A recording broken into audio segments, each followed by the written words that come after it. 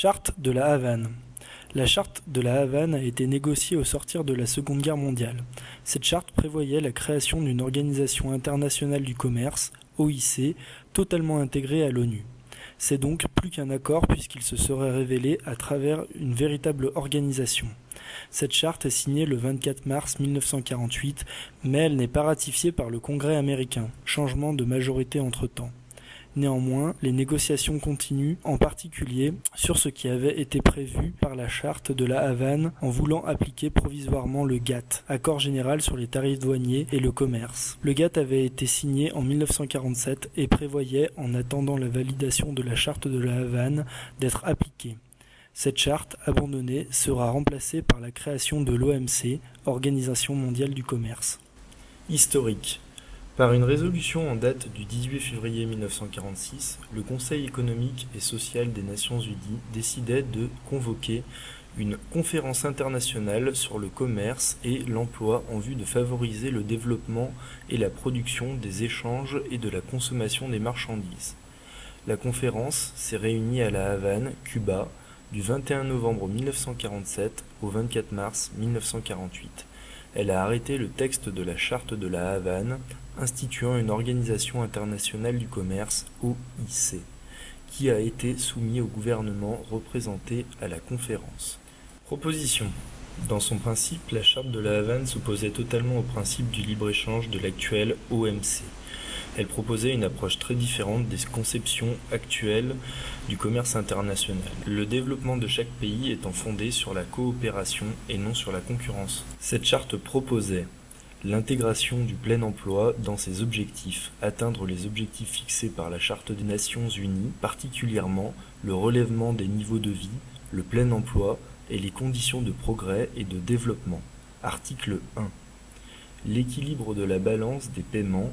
Aucun pays ne doit être en situation structurelle d'excédent ou de déficit de sa balance de paiement. Articles 3 et 4. De favoriser la coopération. Les États membres coopéreront entre eux avec le Conseil économique et social des Nations Unies, avec l'OIT ainsi qu'avec les autres organisations intergouvernementales compétentes en vue de faciliter et de favoriser le développement industriel et le développement économique général ainsi que la reconstruction des pays dont l'économie a été dévastée par la guerre. Article 10. L'adoption de normes de travail équitables. Les États membres reconnaissent que les mesures relatives à l'emploi doivent pleinement tenir compte des droits qui sont reconnus aux travailleurs par des déclarations, des conventions et des accords intergouvernementaux. Ils reconnaissent que tous les pays ont un intérêt commun à la réalisation et au maintien de normes équitables de travail en rapport avec la productivité de la main-d'œuvre et, de ce fait, aux conditions de rémunération et de travail meilleures que cette productivité rend possible.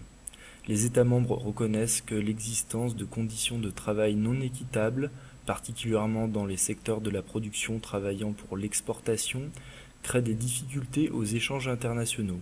En conséquence, chaque État membre prendra toutes les mesures appropriées et pratiquement réalisables en vue de faire disparaître ces conditions sur son territoire.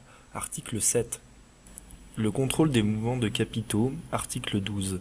Un État membre de l'OIC a le droit de, premièrement, prendre toute mesure appropriée de sauvegarde nécessaire pour assurer que les investissements étrangers ne serviront pas de base à une ingérence dans ses affaires intérieures ou sa politique nationale. 2.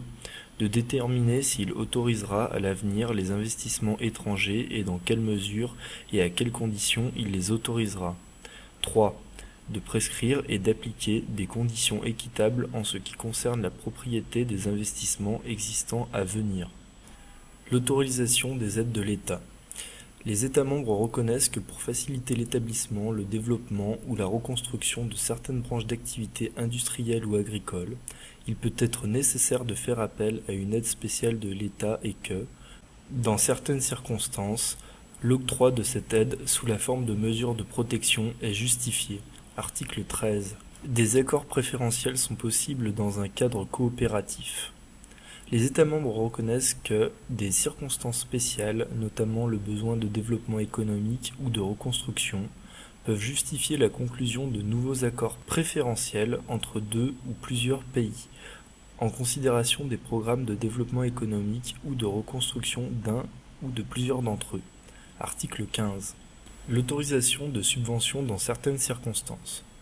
Les dispositions du présent article n'interdiront pas l'attribution aux seuls producteurs nationaux de subventions, y compris les subventions provenant de produits des taxes ou impositions intérieures, et les subventions dans la forme d'achat de produits nationaux par les pouvoirs publics ou pour leur compte.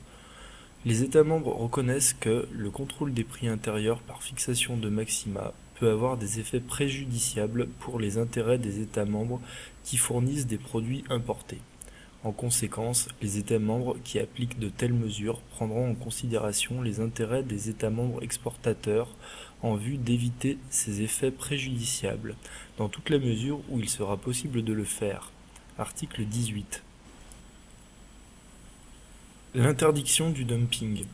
Aucun État membre n'accordera directement ou indirectement de subvention à l'exportation d'un produit quelconque, n'établira ni ne maintiendra d'autres systèmes, lorsque cette subvention ou ce système aurait pour résultat la vente de ce produit à l'exportation à un prix inférieur au prix comparable demandé pour le produit similaire aux acheteurs du marché intérieur.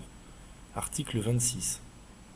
Le possible recours à des restrictions quantitatives dans les circonstances suivantes. Article 20. Premièrement, durant la durée nécessaire pour prévenir une pénurie grave de produits alimentaires ou d'autres produits essentiels pour l'État membre exportateur ou pour remédier à cette pénurie. Deuxièmement, concernant les produits de l'agriculture ou de la pêche, quand elles sont nécessaires à l'application de mesures gouvernementales ayant effectivement pour résultat de restreindre la quantité du produit national similaire qui peut être mise en vente ou produite, ou s'il n'y a pas de production nationale substantielle du produit similaire, celle d'un produit national de l'agriculture ou des pêcheries auxquelles le produit importé peut être directement substitué. 3. De résorber un excédent temporaire du produit national similaire ou, s'il n'y a pas de production nationale substantielle du produit similaire d'un produit national de l'agriculture ou des pêcheries auxquelles le produit importé peut être directement substitué, en mettant cet excédent à la disposition de certains groupes de consommateurs du pays à titre gratuit ou à des prix inférieurs au cours du marché. Quatrièmement, de restreindre la quantité qui peut être produite de tout produit d'origine animale dont la production dépend directement, en totalité ou pour la majeure partie, du produit importé, lorsque la production nationale de ce dernier est relativement négligeable. Les produits de base sont considérés comme une catégorie particulière et considèrent qu'un système destiné à stabiliser soit le prix intérieur d'un produit de base, soit la recette brute des producteurs nationaux d'un produit de ce genre, indépendamment des mouvements de prix à l'exportation, qui a parfois pour résultat la vente de ce produit à l'exportation à un prix inférieur au prix comparable demandé pour un prix similaire aux acheteurs du marché intérieur, ne sera pas considéré comme une forme de subvention à l'exportation. Article 27. Et à l'inverse, l'article 28 stipule que tout État membre qui accorde sous une forme quelconque une subvention ayant directement ou indirectement pour effet de maintenir ou d'accroître ses exportations d'un produit de base n'administrera pas cette subvention de façon à conserver ou à se procurer une part du commerce mondial de ce produit supérieure à la part équitable qui lui revient.